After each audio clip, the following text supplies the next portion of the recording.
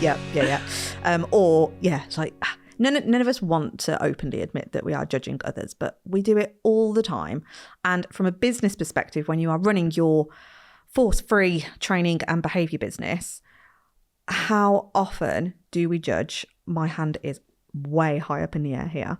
How much do we judge clients, prospective clients even, before they've even worked with us, for saying certain phrases, for giving off any kind of indication that they're not going to put the work in, they don't seem to care about the dog's emotional needs, welfare, all of that stuff. Judgy McJudgerson carrot comes out. Yeah, and the problem here, part of the problem here comes back to the gap that widens the more knowledge we get and the less knowledge the public have, because that's, they're not getting less knowledge, sorry. Their knowledge isn't increasing and ours is massively increasing. We're not going to labour on that today, but this is about partly that and partly our idealistic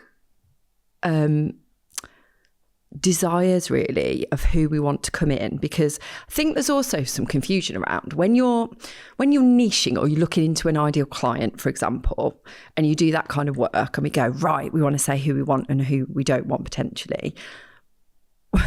There's a line of how far we go with it, because I know that there'll be a lot of you listening here that go, I only want the committed people. I only want the people who are going to do the work. I only want the people who care about understanding their dog and having a better relationship with their dog, and the welfare of their dog is put first, and anyone that doesn't fit that criteria isn't going to come in. But how many people out there are probably, once they're educated, willing to do all those things, but they're not there yet? And so what we're doing is excluding probably a vast amount of people just because, like you said earlier, they're saying a certain word that we don't like, such as, this comes up a lot, obedience. Like, we hate that word in the industry. We hate what it stands for. We know that there's a lot more to owning a dog than just getting them to sit and lie down and being obedient. But in that dog owner's brain, that's the whole thing, is obedience, and they don't know the difference, do they? No, I really struggled when I was trying to get support on my marketing around the language you would use to connect with someone. And this person kept saying, it's obedience what they want. I was like, I'm not using it because I don't believe in that. I don't want a dog to be obedient. I want them to have this nurturing, amazing relationship where they understand one another and they want to put that dog's feelings and emotional needs first.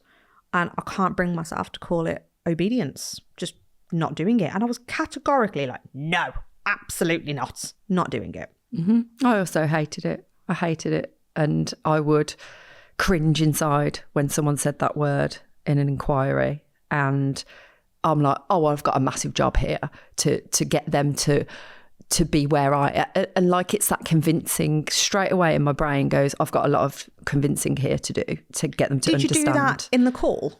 Yeah. I was going to say, I have. Yeah. I didn't even wait until, no. Oh, you're in. No. I've immediately gone in and been like, oh, so when, obedience for me, I don't actually like that term for all the reasons that I've just said. And I'd say that. Oh, so would I. I'd say it to them on the call. But we all do. This is the thing, right? We all do it and we get why we all do it. It's because we are so... The more we learn, the more we're invested, the more passionate we get, the harder it is for us to understand what it feels like to be a dog owner.